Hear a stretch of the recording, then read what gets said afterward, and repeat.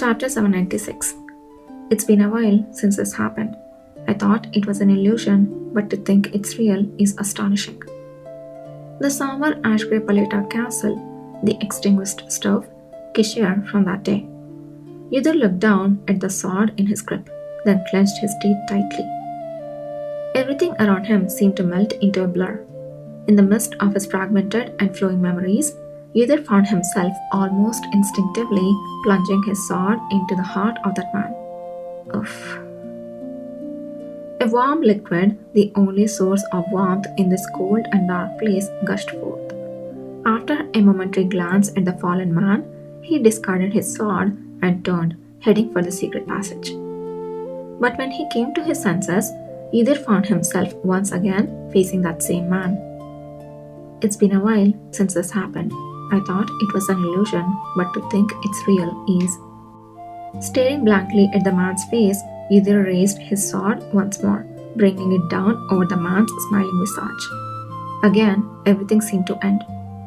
And when he emerged from the secret passage into the darkness outside, Yudhir found himself once again before Kishir. It's been a while since this happened. I thought it was an illusion, but to think it's real is. Oh my god, talk about a nightmare. He repeated his actions in a frenzy, stabbing over and over. Yet, no matter what he did, he couldn't escape the presence of the man who bore the same smile. Gasping for breath, Yudhir ran through the pitch-black corridors of Paleta Castle's secret passages. Strangely, he heard the sound of water splashing beneath his feet, though no water was present. Turning reflexively, he saw crimson footprints in disarray, ending right behind him. His head throbbed intensely.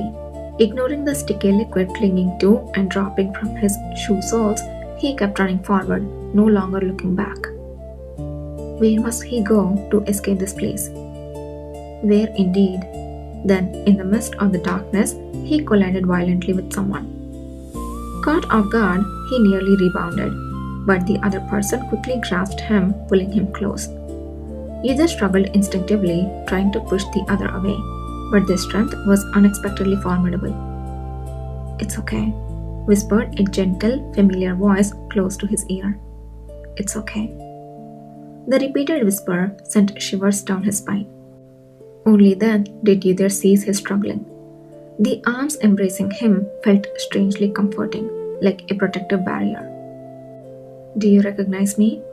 asked the voice once Yudhir had calmed down.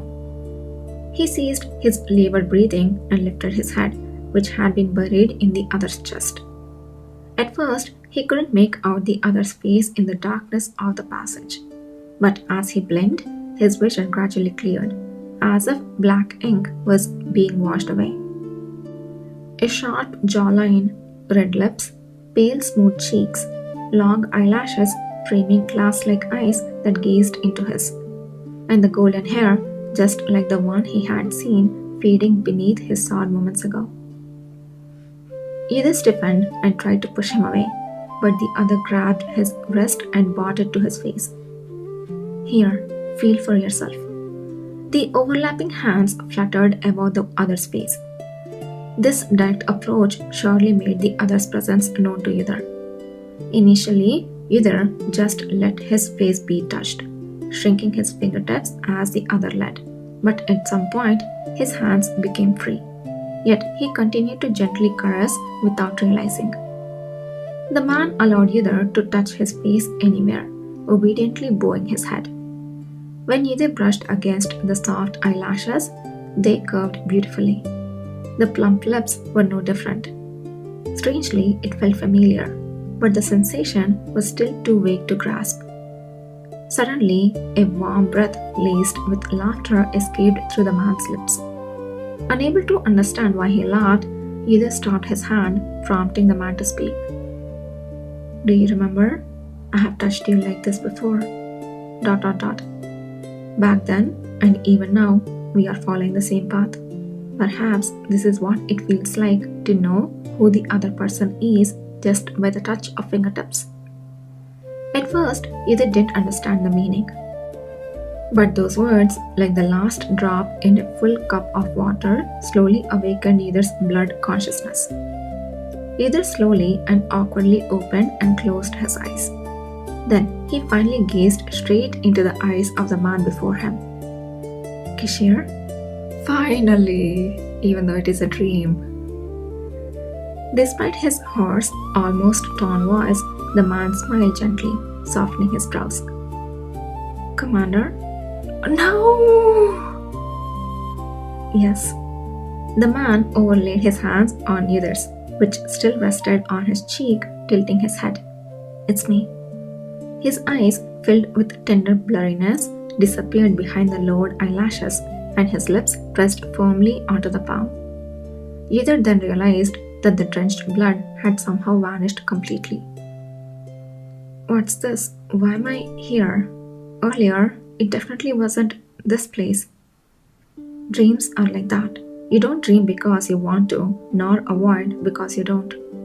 Kishir answered firmly yet gently. So, shall we leave now? But how? Where exactly? Isn't this Paleta Castle? I guess we just have to go that way. The fact that up until now, no matter where he went, he had only encountered Kishir of that day, made Either agitated. However, Kishir started walking down the corridor unfazed, holding Either's hand. Either hesitated, but then followed him. What if, at the end of this, the same scene unfolded again? Would it be another repeat in front of Kishir?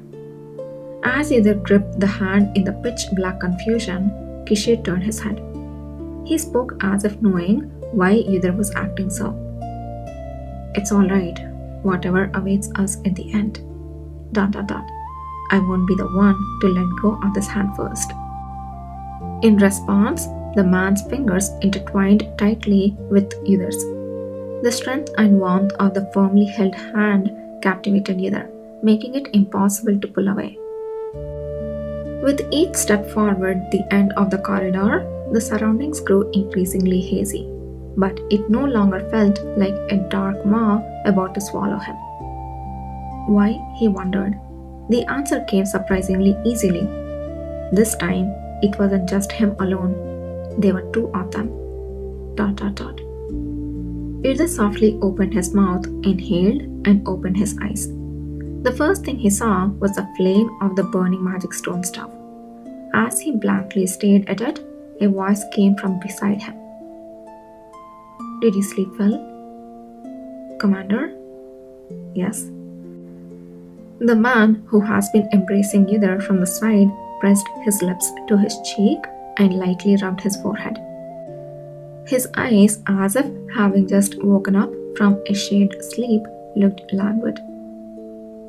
Wait a minute. Why are we like this? Either you turned into a burrito in your sleep.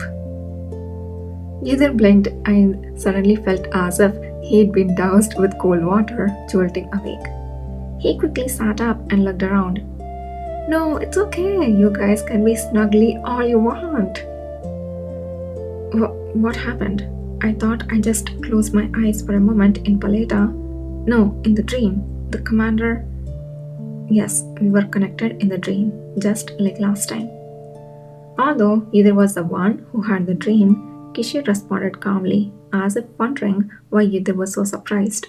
When I came back, my lovely assistant was sleeping with such a tired face. I tried to take you to the bedroom, but you wouldn't wake up easily, and it seemed you weren't having a pleasant dream. So, what did you do? I wrapped you in a blanket and held you tight, praying fervently for you to sleep well. And then, voila, suddenly I was there. The tone was so light it was hard to believe, but there was no reason for Kishir to lie in such a situation, so it must be true. Either bit his lip and cautiously asked, So, did you see it this time too? See what? Your dream? ... All I saw was you wandering through the underground passages of Paleta Castle. Unlike before, I was glad I could catch you without having to call out several times.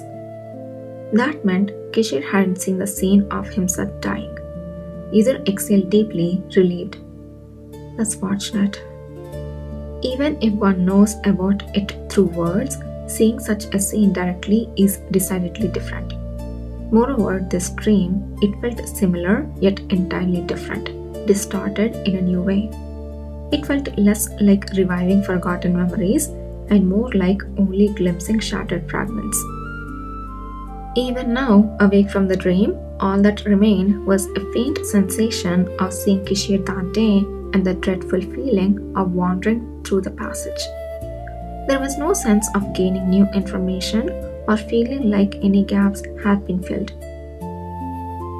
Anyway, I never expected to see the secret passages of Poleta Castle like that. So it must have been that time in this dream. Can we just get over the past timeline? You have been traumatizing us for past 700 chapters, and I really cannot take this anymore. They need to close this chapter soon.